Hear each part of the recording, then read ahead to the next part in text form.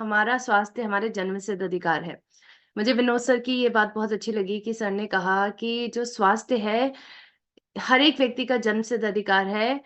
इसमें किसी भी प्रकार की यहाँ पर डिस्क्रिमिनेशन नहीं है, भेदभाव नहीं है कि अगर कोई अमीर व्यक्ति है, उसी को सिर्फ स्वास्थ्य का जन्मसिद्ध अधिकार मिला है, या फिर कोई गरीब व्यक्ति है, सिर्फ उसी को स्वास्थ्य का जन्मसिद्ध अधिकार मिला है। ऐसा बिल्कुल नहीं होता है। ये एक ऐसा जन्मसिद्ध अधिकार है जो हर एक व्यक्ति के पास है।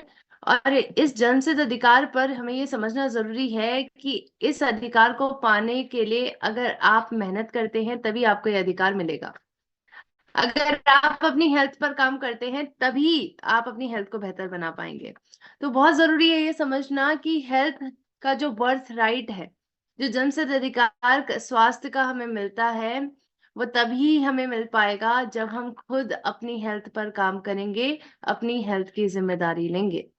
और आज का सेशन आप सभी के लिए है ताकि आप पहले ये समझ पाए कि ये जन्मसिद्ध अधिकार आपका है। ये रियलाइज करवाना बहुत जरूरी है। और इसके बाद जब आपको रियलाइजेशन होगा तो आपको ये बताएंगे हम आज के सेशन के माध्यम से कि आप में से कितने व्यक्ति स्वस्थ हैं, कितने व्यक्ति अस्वस्थ हैं। एक स्वास्थ्य जांच की जाएगी ऑनलाइन मोड से। और इसी प्रकार से आज आपको तरीके भी बताए जाएंगे कि क्या क्या वो तरीके हैं जिसके माध्यम से हम अपने स्वास्थ्य को बेहतर कर सकते हैं और अपने स्वास्थ्य का जो स्कोर है, हेल्थ स्कोर है, उस पर कर सकते हैं। अब आइए चलते हैं, सेशन की तरफ बढ़ते हैं डायरेक्टली। आप सभी से मैं ये छोटा प्रश्न पहले ये पूछना चाहूंगी, और आई होप इस प्रश्न का उत्तर देने के लिए आपके पास अपनी डायरी और पेन जरूर होगा, ताकि जो हम हेल्थ स्कोर की जांच करेंगे आपकी, उस जांच के लिए हमें पेन और कॉपी की जरूरत होगी। और ये छोटे छोटे प्रश्न जो हम आपसे पूछेंगे वो भी आप अपनी कॉपी पे लिखेंगे। तो सबसे पहले एक छोटा सा प्रश्न मैं आप सबसे पूछना चाहूंगी, और इसका आप अपनी डायरी में लिखें कि आप में से कितने व्यक्ति हैं जिनको लगता है स्वस्थ हैं। अगर आपको लगता है कि आप स्वस्थ व्यक्ति हैं तो आप अपनी डायरी में लिखिए, मैं स्वस्थ व्यक्ति हूँ। अगर आपको लगता है कि आप अस्वस्थ व्यक्ति हैं तो आप अपनी डायरी में लिखिए कि आप अस्वस्थ व्यक्ति हैं। देखिए, आज का सेशन दोनों व्यक्तियों के लिए ही बहुत जरूरी है। अगर आपको लगता है आप स्वस्थ हैं तो आज के हेल्थ स्कोर के माध्यम से आपको स्वतः ही पता चल जाएगा कि क्या आप सच में स्वस्थ हैं। अगर आपको लगता है कि आप अस्वस्थ हैं तो आज के हेल्थ स्कोर के माध्यम से आपको पता चलेगा कि आप कितने अस्वस्थ हैं। कौन कौन से वो एरिया हैं जहाँ पर आपको काम करने की जरूरत है, अपनी हेल्थ इन एरिया में बेटर बनाने की जरूरत है, ताकि आप ओवरऑल अपनी हेल्थ को बेहतर बना सके। तो आइए सबसे पहले चलते हैं हेल्थ स्कोर की तरफ। जो छोटा सा जांच हम आपकी हेल्थ की करेंगे। अब आप सभी सोच रहे होंगे कि मैम आप हेल्थ की जांच करेंगे तो, लेकिन ऑनलाइन माध्यम से कैसे करेंगे? आप कैसे हमारा ब्लड टेस्ट करेंगे ऑनलाइन माध्यम, कैसे हमारा सिटी हमारा करेंगे ऑनलाइन माध्यम से? तो मैं आपको बताना चाहूंगी कि आज हम ब्लड टेस्ट के से नहीं, एमआरआई के माध्यम से नहीं, आज हम पौराणिक तरीके से, जो पुराने जमाने में हमारे एंशियंट साइंसेस में अनेकों प्रकार के जो तरीके दे रखे हैं हमारी स्वास्थ्य को जांचने के, इन तरीकों के अनुसार ही हम अपनी हेल्थ के स्कोर के बारे में चाहिए। तो मैं आप सभी को बताना चाहूंगी कि ये श्लोक हमने लिया है, हमारे वेदों पुराणों में ये श्लोक दिया गया है। और इसमें 8 तरीके बताए गए हैं कि पुराने वक्त के लोग इन 8 तरीकों के माध्यम से अपने स्वास्थ्य का अनुमान लगाते थे, और इसके अनुसार वह ये समझ पाते थे कि वो स्वस्थ हैं या अस्वस्थ हैं। देखिए, आप सभी जानते हैं कि पुराने वक्त में किसी भी ऐसी प्रकार की टेक्नोलॉजी से हम रूबरू नहीं थे। जैसे कि एमआरआई करने के लिए आज हमारे पास पूरी मशीन है, आज हमारे पास ब्लड टेस्ट के माध्यम है। लेकिन ये सभी टेक्नोलॉजी हमारे पहले के वक्त में नहीं थी, और इसी वजह से पहले के व्यक्ति जो थे वो एग्जैक्ट तरीके से अपने हेल्थ के बारे में नहीं पता कर पाते थे। लेकिन उनके पास कई ऐसे तरीके थे जिसके माध्यम से वो अपनी हेल्थ का अनुमान लगा पाते थे। और आज इन्हीं तरीकों के माध्यम से ही हम अपनी हेल्थ स्कोर को जानेंगे। ये 8 तरीके आज मैं आपको बताने वाली हूँ, और ये 8 तरीके श्लोक में दिए गए हैं। श्लोक है, देहे सर्वत्र चोष्णस्य समता लाघवम सुखम, श्रुत तीक्ष्णा गाढ़ निद्रा चा मनसो अपि प्रसन्नता, शरीरे कर्म सामर्थ्य अनालस्यम चा कर्मसु स्वतः स्वेदो गमाः काले स्वास्थ्यताम लक्ष्यन्ति ही। अब यहाँ पर 8 जो पॉइंट बता रखे हैं उनमें से हेल्थ टेस्ट की तरफ आपके स्वास्थ्य की जांच हम यहाँ पर करेंगे। सो आई होप आप सभी तैयार होंगे अपने स्वास्थ्य स्कोर के जानने और अपने स्वास्थ्य के बारे में जानने के लिए। देखिए, सबसे पहला प्रश्न जिसके अनुसार आपको अपने आप को स्कोर देना है, अंक देने हैं, और ये प्रश्न है कि जब आप सुबह उठते हैं तो क्या आप अच्छे से साफ हो पाते हैं, यानी आपका पेट अच्छे से साफ हो पाता है या नहीं। सुबह उठने के कुछ वक्त बाद ही क्या आपको प्रेशर बनता है, या फिर पानी पीने के बाद भी अगर आपको प्रेशर बनता है तो आप अपने आप को 1 नंबर दे दीजिए। लेकिन अगर आपको प्रेशर बनाने के लिए बहुत सारे एफर्ट्स करने पड़ते हैं, आपको बहुत मेहनत लगती है प्रेशर बनाने में, आपका पेट अच्छे से साफ नहीं होता है, आप किसी प्रकार की दवाइयाँ या फिर चूर्ण का इस्तेमाल करते हैं पेट को साफ करने के लिए, अगर आपके साथ इस प्रकार की समस्या है, स्पेशली कॉन्स्टिपेशन के अगर आप शिकार हैं, तो आप अपने आप को इस फैक्टर पर 0 कर दीजिएगा। देखिए, ये सभी हेल्थ के जांच करने के लिए घटक हैं। ये 8 घटक पर आपको अपने आप को अंक देने हैं। तो आई होप आपने इस घटक पर अपने आप को अंक दे दिया होगा। 1 या फिर 0 आपको देने हैं अपनी स्थिति के अनुसार। इससे संबंधित अगर आपको कोई भी समस्या नहीं है, आप अच्छे से फ्रेश हो पाते हैं सुबह सुबह, तो अपने आप को 1 अंक दीजिए। लेकिन अगर आपको फ्रेश होने में दिक्कत होती है, आप अच्छे से वॉशरूम में साफ अपना पेट साफ नहीं कर पाते हैं, सेटिस्फाई नहीं हो पाते हैं अपने पेट साफ होने की प्रक्रिया से, तो आप अपने आप को 0 नंबर दीजिएगा। अब आइए चलते हैं अपने हेल्थ को जांचने के नेक्स्ट नेक्स्ट आयाम की तरफ। और ये नेक्स्ट आयाम है आपका वजन। जब आप शीशे के सामने खड़े होते हैं तो क्या लगता है आपको अपने आप को देखकर?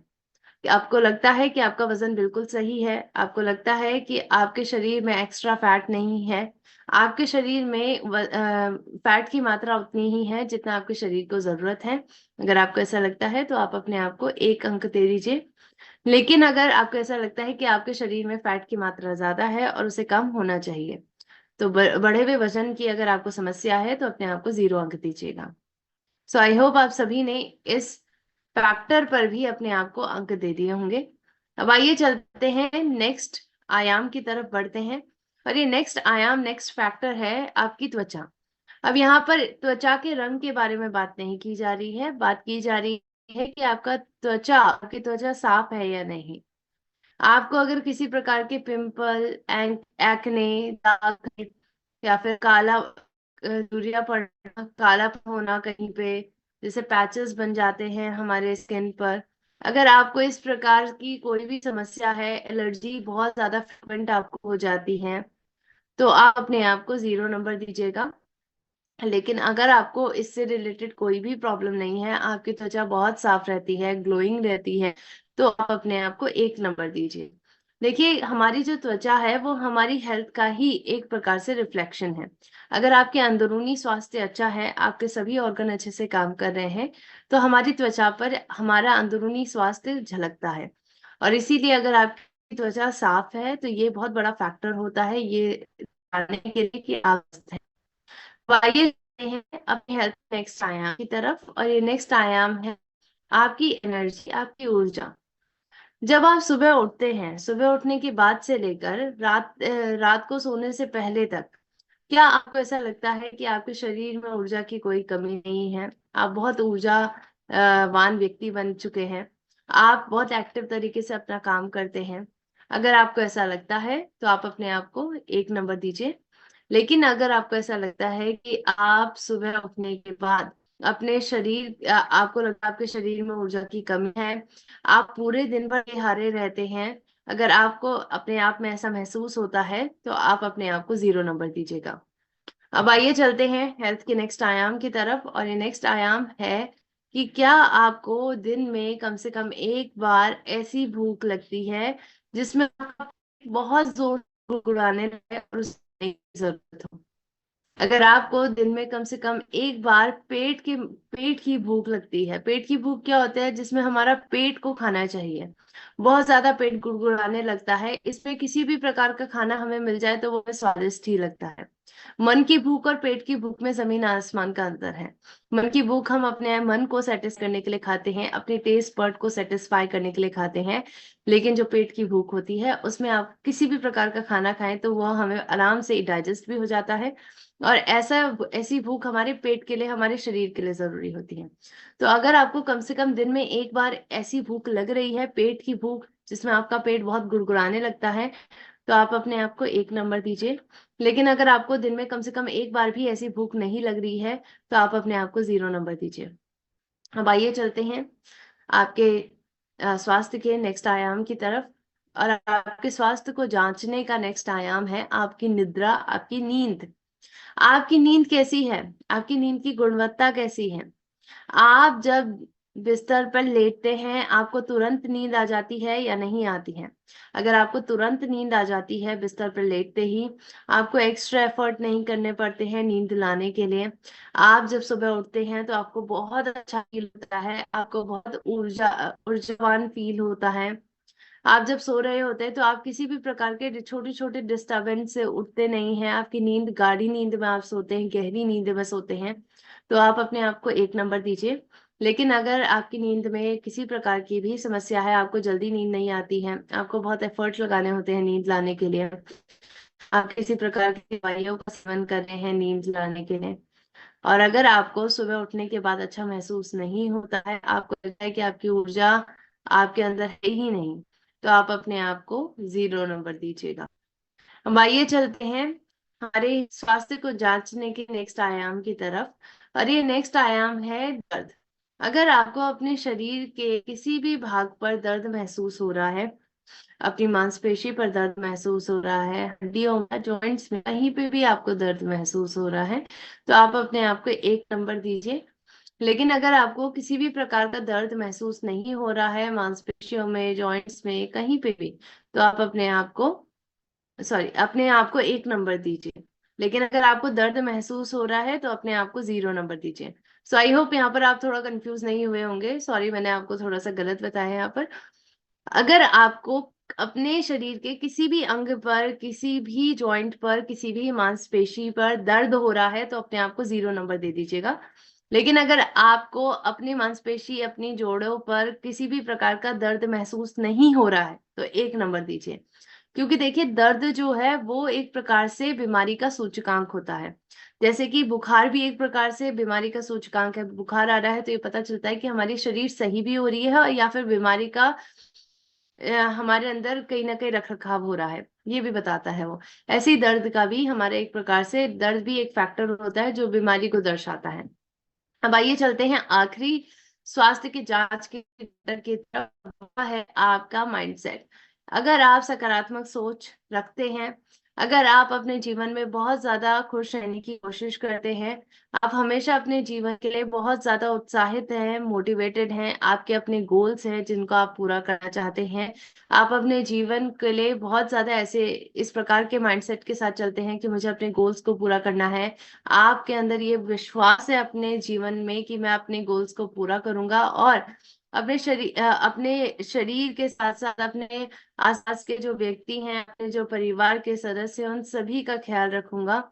तो कहीं ना कहीं ये जो पॉजिटिव माइंडसेट है वो हमारे शरीर पर बहुत ज्यादा प्रभाव डालता है। और इसीलिए अगर आप एक सकारात्मक सोच के साथ चलते हैं, आप अपने मन को प्रसन्न रखने की कोशिश करते हैं, तो आप अपने आप को 1 नंबर दीजिए। लेकिन अगर आपको लगता है कि आप मोस्ट ऑफ द टाइम ऐसा नहीं कर पाते हैं, आप बहुत खुश रहते हैं, आपके अंदर अपने जीवन के लिए मोटिवेशन नहीं है या फिर मोटिवेशन की कमी है, आपके गोल्स नहीं हैं, आप अपने जीवन में क्या करना चाहते हैं आपको नहीं पता, आपके अंदर सकारात्मक सोच की कमी है अगर, तो आप अपने आप को 0 नंबर दीजिएगा। सो आई होप आप सभी ने इन 8 पॉइंट्स पर, इन 8 घटकों पर अपने आप को अंक दे दिए होंगे। और अब मैं आप सभी से दरख्वास्त करती हूँ कि अपने जितने भी स्कोर है, आपने एक नंबर 8 पॉइंट्स पर अपने आप को स्कोर दिए हैं, इसको टोटल कर दीजिए। टोटल करके अपना हेल्थ स्कोर हमारे साथ चैट बॉक्स में शेयर करेगा। यहाँ पर बिल्कुल भी किसी को भी चीटिंग नहीं करनी है। अगर आपका कम भी हेल्थ स्कोर आया है तो कोई प्रॉब्लम नहीं है, क्योंकि आज का सेशन ही इसलिए आपके लिए बनाया गया है ताकि आपकी हेल्थ स्कोर के बारे में आपको पता चले, हमें भी पता चले और हम आपको सही तरीका बता सकें कैसे आप अपने हेल्थ स्कोर को बेहतर बना सकते हैं। तो जैसे कि मैं देख रही हूँ कि यहाँ पर जयंता जी ने बताया टोटल उनके 5 आए हैं, बहुत अच्छे हैं सर आपके स्कोर। दीक्षा मैम ने बताया कि उनके भी 5 हैं, बहुत बढ़िया है मैम। रत्ना सर ने बताया 7 है उनके, और बहुत अच्छी बात है। ये 7 स्कोर भी आ रहा है, 8 में से 7 स्कोर, अच्छी बात है मैम। और अनूप जी ने भी बताया है कि 6, और साफ सर ने भी बताया है कि 5, फिर ऐसी मोहिता मैम ने 4 हमें दिखा है। पर कोई प्रॉब्लम नहीं है महबूब सर, आप बिल्कुल घबराना। आज स्कोर आपके लिए, हर एक व्यक्ति के लिए है, ताकि वो अपने हेल्थ स्कोर को बिल्कुल परफेक्ट कर सकें। 8/8 आपका स्कोर होना चाहिए, और इसके लिए आज ये सेशन आपके लिए बना हुआ है। तो जिन जिन व्यक्तियों का स्कोर 5, 6, 7, 8 है, उनके लिए तो बहुत अच्छी बात है, क्योंकि उनकी जो हेल्थ है उसमें वो थोड़ा बेटर कर रहे हैं। लेकिन जब तक 8/8 का स्कोर नहीं आ जाता है, हमें बिल्कुल भी अपनी हेल्थ के साथ बिल्कुल कॉम्प्रोमाइज नहीं करना है। और उसके लिए आज का सेशन आपको बहुत ध्यानपूर्वक तरीके से सुनना है। देखिए, आज अगर आप जानना चाहते हैं कि कैसे आप अपने हेल्थ स्कोर को बेहतर बनाएं, तो उसके लिए समझना चाहिए कि आखिर बीमारी हमें हो क्यों रही है। देखिए, बीमारी का मूल कारण क्या है? हम जानते हैं कि फ्री रेडिकल्स हैं जो हमारे शरीर में बनते हैं। ऑक्सीडेशन की प्रक्रिया के माध्यम से फ्री रेडिकल्स हमारे शरीर में बनते हैं, और यही हमारे शरीर में डैमेज करते हैं। डैमेज के कारण बीमारी होती है। ऐसे ही हमारे शरीर में कुछ टॉक्सिन्स भी अगर घुस जाए, कोई बैक्टीरिया घुस जाए, फंगस आ जाए, वायरल इन्फेक्शंस हमें वायरस की वजह से हो जाते हैं, तो ये सभी टॉक्सिन्स भी हमारे शरीर के अंदर बीमारी पनपाते हैं। और इसी प्रकार से आज बीमारी का एक और कारण है, और वह कारण है दवाइयाँ। देखिए, हमें लगता है कि दवाइयाँ आज हमें स्वस्थ कर सकती हैं, लेकिन आज ये बात डॉक्टर्स भी जानते हैं कि दवाइयाँ आपको स्वस्थ नहीं कर सकती हैं, आपकी बीमारी को जड़ से नहीं खत्म करती हैं। और इसीलिए जाने माने डॉक्टर्स, आज विश्व भर के डॉक्टर्स ये कह रहे हैं कि आज बहुत जरूरी है ये समझना कि दवाइयाँ आपको स्वस्थ नहीं बना सकती हैं। और इसी प्रकार ओलिवर वेंडल होम्स, जाने माने डॉक्टर हैं ये, इन्होंने साफ तौर पे कहा है कि अगर हम सभी डॉक्टर्स सभी दवाइयों को एक समुद्र में फेंक दे, तो ये हमारे पेशेंट्स के लिए बहुत अच्छा होगा, लेकिन ये उन मछलियों के लिए बहुत गंदा होगा, बहुत बेकार होगा, जो उस समुद्र में रह रही हैं। तो ये समझना बहुत जरूरी है कि आज डॉक्टर्स कह रहे हैं कि इन दवाइयों का साइड इफेक्ट होता है। अगर आप सिर्फ और सिर्फ इन दवाइयों पर आधारित हो जाएं अपने आप को स्वस्थ बनाने के लिए, तो आप पूरी तरीके से स्वस्थ नहीं होंगे, बल्कि आपको और ज्यादा बीमारियां लग जाएंगी, क्योंकि इनके साइड इफेक्ट्स इतने होते हैं। ये सिर्फ और सिर्फ लक्षणों को दबाने का काम करती है, आपको टेम्पररी तौर पर राहत दे देती है, लेकिन बीमारी को जड़ से खत्म नहीं करती हैं। और इसी वजह से आगे चलकर जब सिम्टम्स, जब लक्षण दबते रहते हैं, धीरे धीरे करके आगे चलकर वह बहुत भयानक रूप में हमारे आगे देखने को मिलते हैं। बीमारी और ज्यादा जटिल हो जाती है, क्रोनिक हो जाती है, सिर्फ इस वजह से क्योंकि हम जड़ पर काम नहीं कर रहे हैं, हम केवल लक्षणों को हटाने का काम कर रहे हैं दवाइयों के माध्यम से। और इसी का एक छोटा सा एग्जांपल देते हुए आज मैं आपको इस बात को बहुत क्लियर करना चाहूंगी। जैसे कि एक आलीशान घर है, और इस आलीशान घर के सोफे के नीचे एक चूहा मरा हुआ है। अब इस चूहे की वजह से बहुत ज्यादा बदबू आ रही है घर पे। अब घर में रहने वाले सदस्य क्या कर रहे हैं? इस चूहे की बदबू को हटाने के लिए वो एयर फ्रेशनर का इस्तेमाल कर रहे हैं, वो परफ्यूम छिड़क रहे हैं पूरे घर पर ताकि बदबू ना आए। तो यहाँ पर उनका फोकस क्या है? उनका फोकस है बदबू को हटाना। उनका यही फोकस है कि बदबू को कैसे सप्रेस किया जा सके, और इसीलिए वो एयर फ्रेशनर इस्तेमाल कर रहे हैं। पर एयर फ्रेशनर आप जानते हैं कि एक हद तक ही काम करता है, एक वक्त तक ही काम करता है। जैसे ही एयर फ्रेशनर का इफेक्ट खत्म हुआ, वैसे ही बदबू और ज्यादा आने लग गई। और इसीलिए आज हमें यही समझना है कि हमारे शरीर में भी हम सेम एक्टिविटी कर रहे हैं। हम अपने शरीर के लक्षणों को, बीमारी के लक्षणों को दबा रहे हैं दवाइयों के माध्यम से। और आगे चलकर जब दवाइयों का इफेक्ट खत्म हो रहा है, एक वक्त बाद आपका शरीर इन सभी बीमारियों से की दवाइयों से रेजिस्टेंट हो जा रहा है, और आगे चलकर बीमारी और क्रोनिक रूप में हमें दिख रही है। इसीलिए आज समझना होगा कि क्या राइट कोर्स ऑफ एक्शन है। राइट कोर्स ऑफ एक्शन है कि हम इस सोफे के नीचे जो एक चूहा मरा हुआ है, उसको घर से बाहर निकालें। घर से बाहर निकालेंगे तो इसकी बदबू ऑलरेडी घर से मिल जाएगी। बदबू घर पे आएगी ही नहीं, जो मेन कहीं ना कहीं हमारा कंसर्न था, वो पूरा खत्म हो जाएगा। और इसीलिए आज हमें अपने शरीर के साथ भी यही करना है। हमारे शरीर में जो बीमारियों के लक्षण है वो क्यों आ रहे हैं? बीमारी के कारण। तो हमें जड़ पर काम करना होगा। बीमारी को अगर जड़ से आप खत्म करना चाहते हैं तो आज डॉक्टर्स भी ये कह रहे हैं कि केवल और केवल दवाइयों के माध्यम से ये बिल्कुल संभव नहीं है।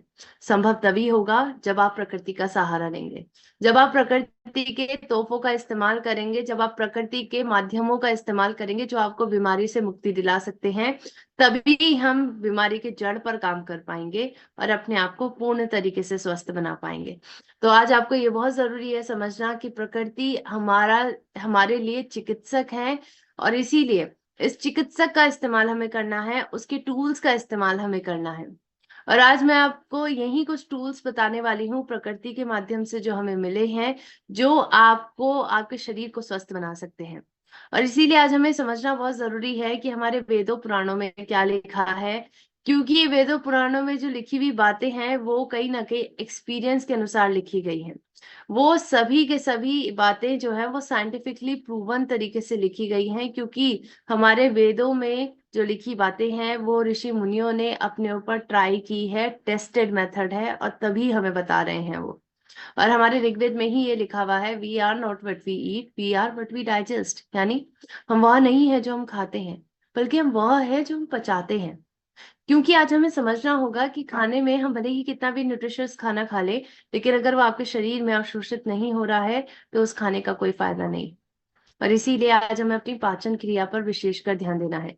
अतिमति खाना यानी बहुत अत्यधिक खाना और बहुत कम खाना, ये दोनों ही बहुत हानिकारक है। एक राइट बैलेंस का होना बहुत जरूरी है, और यही राइट बैलेंस आज मैं आपको बताने वाली हूँ। हमारे शरीर में हमें ऐसा खाना बिल्कुल नहीं लेके आना है जो हमारे शरीर के टॉक्सिन्स को और ज्यादा बढ़ाए, जिसके कारण हमें बीमारी हो। और आज हमारे शरीर के अंदर ही विद्यमान एक ऐसी एनर्जी के बारे में भी मैं आपको बताने वाली हूँ जो बहुत बेहतरीन डॉक्टर है। आपको शायद रियलाइज भी नहीं होगा, लेकिन आपके शरीर के अंदर ऑलरेडी एक डॉक्टर छुपा हुआ है, जिसकी शक्ति के बारे में शायद हमें नहीं पता। हमें पता ही नहीं है कि हमारे अंदर भी एक डॉक्टर है जो हमें खुद स्वस्थ बना सकता है। और इसीलिए आज इसका रियलाइजेशन करवाने के लिए भी मैं आपके बीच में आई हूँ। देखिए, मैं एक छोटा सा एग्जाम्पल देते हुए आपको इस डॉक्टर के बारे में बताना चाहूंगी जो आपके अंदर मौजूद है। जब कभी हड्डी टूटती है किसी भी व्यक्ति की, आपने देखा होगा अपने आसपास या फिर आपके साथ ये केस कभी हुआ होगा, जब हड्डी टूटती है तो क्या उसका ट्रीटमेंट क्या दिया जाता है? डॉक्टर बाहरी तौर से प्लास्टर लगवा देते हैं। प्लास्टर के माध्यम से आपका जो एरिया होता है जहाँ हड्डी टूटी रहती है वो मूव नहीं करता है, वहां का मूवमेंट कहीं ना कहीं किया जाता है, ताकि हड्डी आराम से जुड़ सके, सही अलाइनमेंट में जुड़ सके। लेकिन ये बताइए कि हड्डी जुड़ने की जो प्रक्रिया है वो कौन करता है? हड्डी तो स्वयं ही जुड़ती है, स्वतः ही जुड़ती है, उसमें डॉक्टर्स कुछ नहीं करते हैं। तो यहाँ पर आपको समझने की जरूरत है कि हमारे शरीर के अंदर ऑलरेडी एक ऐसी एनर्जी मौजूद है जो एनर्जी हमारे शरीर को खुद स्वस्थ बना सकती है। हमारे शरीर को अगर किसी प्रकार का डैमेज हमारे शरीर में हुआ है, वो डैमेज को सही कर सकती है, और इस शक्ति का नाम है प्राण शक्ति, जिसको हम वाइटल एनर्जी कहते हैं। ये वाइटल एनर्जी के बारे में ही आपने, अगर आप सभी अवगत होंगे नेचुरोपैथी से या फिर योगा से, वहां पर इस एनर्जी के बारे में बहुत डिटेल में बताया गया है। देखिए, प्राण शक्ति हमारे अंदर, हर एक व्यक्ति के अंदर विद्यमान है, क्योंकि हम जो भी कार्य करते हैं, चलना हो, फिरना हो, पाचन करना हो, हर एक चीज हम इसी प्राण शक्ति के माध्यम से करते हैं। और इसीलिए इसको वाइटल फोर्स कहा जाता है, लाइफ फोर्स कहा जाता है, क्योंकि ये हमारे जीवन को संचालित करती है। हमारे पास जीवन है क्योंकि हमारे अंदर प्राण एनर्जी है, हमारे अंदर प्राण शक्ति है। ये प्राण शक्ति जिस दिन खत्म हो गई उस दिन हमारा जीवन भी समाप्त हो जाएगा। और इसीलिए इस प्राण शक्ति को हम डेली रिचार्ज करते हैं। हमारे शरीर में इसका स्टॉक लिमिटेड होता है। स्टॉक लिमिटेड होने के कारण इस प्राण शक्ति का इस्तेमाल हमें बहुत अच्छी तरीके से करना होगा, मैनेज तरीके से करना होगा। जब आप सोते हैं तो सोने के माध्यम से आप अपने शरीर की प्राण ऊर्जा को बढ़ाते हैं, इस प्राण शक्ति की मात्रा को बढ़ाते हैं। और इसीलिए हमें समझना है कि ये जो आप रिचार्ज कर रहे हैं, रिचार्जिंग की प्रक्रिया को हमें बेहतर बनाना है। और इसके साथ साथ आप कैसे अपनी प्राण ऊर्जा को बढ़ा सकते हैं, आप कैसे अपनी प्राण ऊर्जा को सही से मैनेज कर सकते हैं, आज मैं ये होगा। क्योंकि मैं आज बहुत बड़ा कड़वा सच बताने वाली हूँ।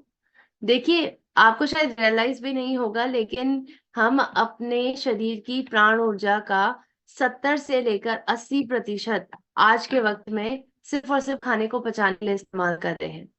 अब सोचिए 100% में से जब 70 से 80% आप सिर्फ और सिर्फ इस प्राण ऊर्जा का इस्तेमाल कर रहे हैं खाने को पचाने के लिए, तो बची हुई प्राण ऊर्जा कितनी है केवल हमारे पास? 20 से लेकर 30%। अब 20 से लेकर 30% तो हम अपने रोजमर्रा के काम में ही इस्तेमाल कर लेते हैं। जैसे कि खाने को बचाने के साथ साथ हम सांस लेते हैं, उसमें भी प्राण ऊर्जा लगती है। हम कुछ सोचते हैं, हम चलते हैं, फिरते हैं, काम करते हैं, उसमें भी प्राण ऊर्जा लगती है। तो 70 से लेकर 80% जब पाचन के लिए इस्तेमाल कर दी, तो बची हुई 30 से लेकर 20% तो हम इन सभी कार्यों के लिए करते हैं। लेकिन हमारी प्राण ऊर्जा का एक और काम होता है, और वह है हमारे शरीर को स्वस्थ बनाने का काम। और इस स्वस्थ बनाने के काम में हम प्राण ऊर्जा को तो बचा के रखते ही नहीं है। और इसी वजह से शरीर में जो बीमारियां आती हैं, ये बीमारियां पनपती जाती हैं, बढ़ती जाती हैं, क्योंकि ये प्राण ऊर्जा हमारे शरीर को स्वस्थ बनाने के लिए जो कार्य करती है वो बचती ही नहीं है हमारे शरीर पे। उसका स्टॉक खत्म हो जाता है, प्रतिदिन का स्टॉक खत्म हो जाता है, और हीलिंग का कार्य हमारे शरीर पर हो ही नहीं पाता है। और इसी वजह से बीमारी पनपती जाती है और बहुत गंभीर रूप में हमारे शरीर में पनप जाती है। इसलिए बहुत जरूरी है ये समझना कि आज जो हमारे अंदर की जो प्राण ऊर्जा है उसको आपको मैनेज करना सीखना होगा। जो 70 से 80% केवल पाचन में हम इसका इस्तेमाल कर रहे हैं, हमें इसके प्रोपोर्शन को कम करना होगा, ताकि हम कम से कम अपने दिन का 10 से लेकर 20% जो ये हीलिंग एनर्जी है, प्राण शक्ति है, इस प्राण शक्ति का इस्तेमाल अपने शरीर को स्वस्थ बनाने के लिए कर सकें। और आज मैं आपको कुछ तरीके बताने वाली हूँ जो आपकी प्राण शक्ति को बढ़ाने में भी मदद करेंगे, साथ साथ इसको मैनेज करने में आपकी मदद करेंगे। तो आइए चलते हैं, जानते हैं आप अपनी प्राण ऊर्जा को कैसे सही तरीके से मैनेज कर सकते हैं। उसके लिए आपको जरूरत है। देखिए, उपवास के नियम के बारे में तो हर एक धर्म में बताया गया है। आप किसी भी धर्म में बात कर लीजिए, चाहे क्रिश्चियनिटी की बात करें, चाहे मुस्लिम धर्म के बारे में बात करें, हिंदू धर्म में, जैन धर्म में, हर एक धर्म में आपको उपवास का नियम मिलेगा। पर उपवास का नियम क्यों रखा गया है? क्योंकि ये साफ तौर पे माना गया है आज, fasting is the supreme medicine. एक बहुत बेहतरीन दवा है उपवास। क्योंकि उपवास आपके शरीर के जो टॉक्सिन्स हैं उसको बाहर निकालने में मदद करता है। इस प्राण और एनर्जी के जो स्टॉक है उसको सही प्रकार से यूटिलाइज करने में आपकी मदद करता है। और इसीलिए हमारे भारत के फादर ऑफ नेचर क्योर माने जाते हैं आचार्य लक्ष्मण शर्मा जी। उन्होंने अपने प्रैक्टिकल नेचर क्योर बुक में साफ तौर पे लिखा है कि अगर आप उपवास करते हैं तो आप अपने शरीर की इस प्राण ऊर्जा को अलाउ करते हैं कि वह हमारे शरीर के टॉक्सिन्स को बाहर निकाल सके। आप इस प्राण ऊर्जा के स्टॉक को बचाते हैं, ताकि जो बची हुई प्राण ऊर्जा है वो आपके शरीर को स्वस्थ बनाने में लग सके, आपके शरीर के टॉक्सिन्स को बाहर निकालने में मदद कर सके और आपको स्वस्थ बना सके। और इसी प्रकार से हमारे जाने माने नोबेल प्राइज विनर है डॉक्टर योशितारा ओसीमी जी। इन्होंने ये अपनी थ्योरी लिखी थी, वन डे स्टारवेशन मिस्ट्री। इसमें इन्होंने साफ तौर पे कहा है कि अगर आप फास्टिंग करते हैं तो ये आपके शरीर की सेल्फ क्लेंजिंग की प्रोसेस में मदद करता है। यानी हमारे अंदर शरीर में अंदरूनी शुद्धिकरण में मदद करने में उपवास काम करता है। क्योंकि आपके शरीर में हम बाहरी तौर से तो हम अपने आप को साफ कर देते हैं नहाने के माध्यम से, हमारे अंदर के टॉक्सिन्स को बाहर कौन निकालेगा? उसमें हमारी प्राण ऊर्जा काम करती है, और प्राण ऊर्जा को बचाने का काम है। आपके पास लेके आई बहुत बेहतर, जिसके माध्यम से उपवास प्रति सकते हैं और दिन आप खा भी सकते हैं। और इसी को हम अंतरकालीन उपवास कहते हैं। एक नई पद्धति है जिसको अगर आप अपनाएंगे, अपने लाइफस्टाइल में ऐड करेंगे, तो अपनी प्राण ऊर्जा को मैनेज कर पाएंगे। और ये अंतरकालीन उपवास आखिर है क्या? ये 16/8 का प्रिंसिपल फॉलो करता है। अब ये 16/8 क्या है? 16 घंटे उपवास के और 8 घंटे ईटिंग आवर्स यानी खाने के। अब 16 घंटे को आपको इस प्रकार से मैनेज करना है कि आपको पता ना चले कि आप उपवास भी कर रहे हैं। तो मोस्ट ऑफ द टाइम अगर हम रात के वक्त पर ये इंटरमिटेंट फास्टिंग करें, अंतरकालीन उपवास करें, तो रात का जो मोस्ट ऑफ द टाइम है हमारा, वो कहाँ पर चले जाता है? सोने में चले जाता है। और इसीलिए अंतरकालीन उपवास भी हो जाता है आपका, साथ साथ आप सो भी जाते हैं और आपको फास्टिंग के बारे में पता भी नहीं चलता है। तो आपको अपनी अंतरकालीन उपवास का जो ये 16 घंटे है इसी प्रकार से मैनेज करना है। फॉर एग्जाम्पल अगर आप खाना सूर्यास्त से पहले खा लेते हैं, यानी 6 बजे तक खा लेते हैं, तो आप अंतरकालीन उपवास अगर करते हैं तो 6 बजे से लेकर अगले दिन के 16 घंटे काउंट कर लीजिए, यानी 10 बजे, सुबह के 10 बजे आपको अपनी सबसे बस जो है वो 10 बजे करना है। सो आई होप आपको यहाँ पर जरूर समझ में आया होगा कि कैसे आपको मैनेज करना है अंतरकालीन उपवास को। अगर आप सूर्यास्त के बाद खाना खाते हैं तो वैसे तो मैं रिकमेंड करूंगी कि आप सूर्यास्त के बाद खाना ना खाएं, जितना हो सके सूर्यास्त से पहले खाना खाने का ट्राई करें। लेकिन बाई चांस अगर आप खाते हैं सूर्यास्त के बाद खाना, तो अगर आप 7 बजे खाना खा रहे हैं तो आप 11 बजे, अगले दिन के सुबह के 11 बजे सबसे पहली मील अपनी ले, यानी ब्रेकफास्ट आपको 11 बजे करना है। इस 16 घंटे में आपको किसी भी प्रकार का सॉलिड खाना नहीं खाना है।